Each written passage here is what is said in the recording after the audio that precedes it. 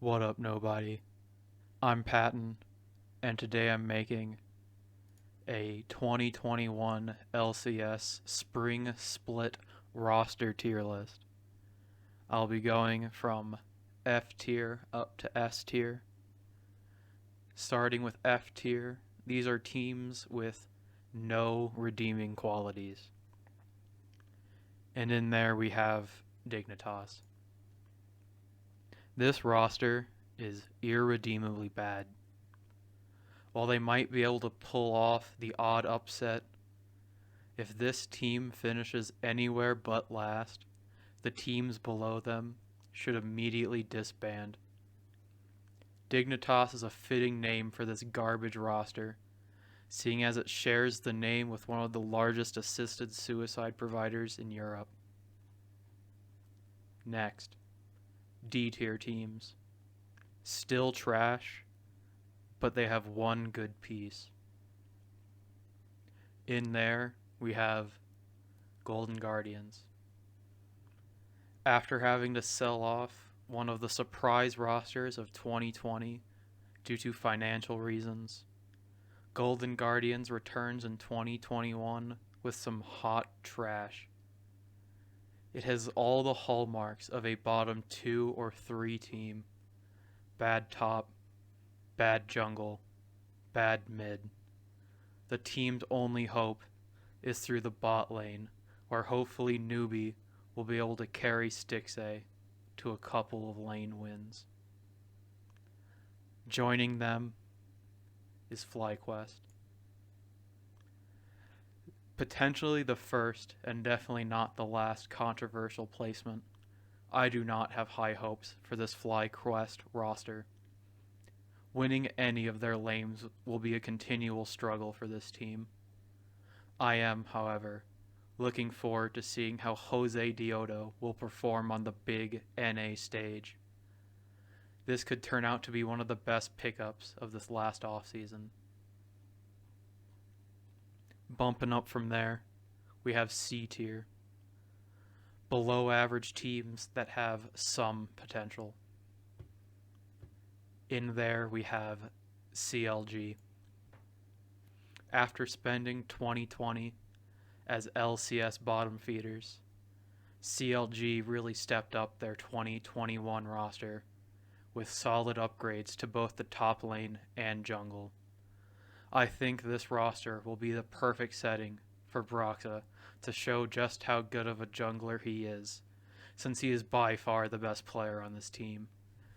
CLG will probably quickly get snuffed out of the playoffs if they make it, but they should be able to stand high above the lower tier teams.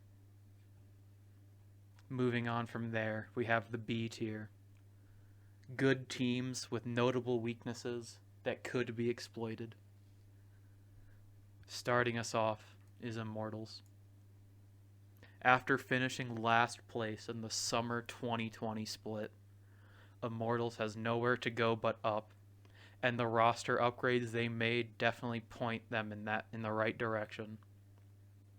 Their all Oceanic bot lane will have something to prove to not only the LCS, but to Riot after the company closed down their home region.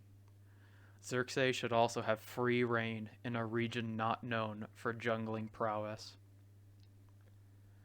Joining them, undoubtedly a controversial pick, is Cloud9. While C9 won the offseason by signing arguably the best player Europe has ever produced and reuniting him with his former teammate Sven, I worry about the overall balance of this team.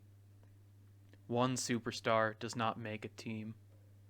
The spring split will be a time for this team to gel and to work out any kinks, and by summer, hopefully with an upgraded support, this team could dominate NA. Moving on up again, we have the A tier teams. Great teams with one weak link. Starting us off is Evil Geniuses. Evil Geniuses has something to prove in the LCS. The team was above average in their first 2 splits since returning to League of Legends, but they could never get over that playoff hump. By bringing in Impact and Ignar, I think this team can finally make some big waves.